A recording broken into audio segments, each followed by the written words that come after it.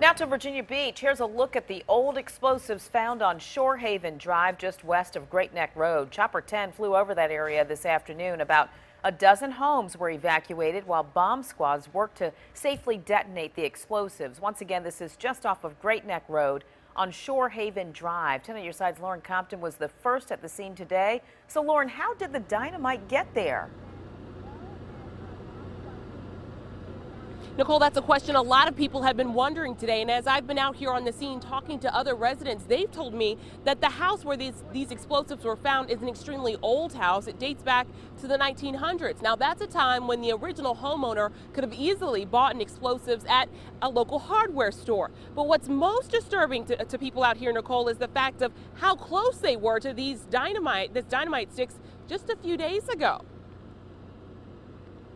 This is the box of dynamite that caused dozens of homes to be evacuated and fire officials to flood this Virginia Beach neighborhood. A box some residents say they have seen before, but didn't know was so dangerous. I remember working for Mr. Bragg that I used to move that box around, and I used to think it was just a box of flares on it, no box of flares, because it wasn't really marked too well on it. John McCrory once worked for the owners of the house here where the explosives were found. He says the house dates back to the 1900s, a time when the original owners could have easily bought dynamite at their local hardware store. So I'm sure they used the dynamite for clearing tree stumps and miscellaneous items or as such on that. So I'm sure it was commonplace back in those days, and it probably had just been stored in that shed. The dynamite was discovered because the old home was being cleared for sale. Last week, several residents attended an estate sale there, not knowing they were so close to potentially explosive dynamite. I mean, they just had like the whole cul-de-sac was full of people just going to that estate sale. So it's interesting that, they could have been in great danger, obviously, so I don't know. It's kind of crazy to think about. My husband was there as well. To detonate the dynamite, the bomb squad dug holes filled with straw and charcoal, then slowly burned the sticks. Families were told to leave during the process.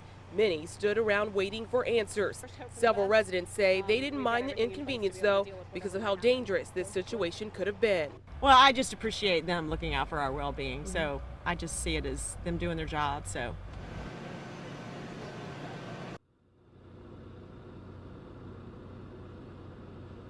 And fire officials tell me that all of the dynamite sticks were detonated early this afternoon, and there's no longer a hazard here. They also say there's no other need to search other houses here for outhouses because they are more modern houses that don't have that issue. Reporting live in Virginia Beach, Lauren Compton, 10 on your side.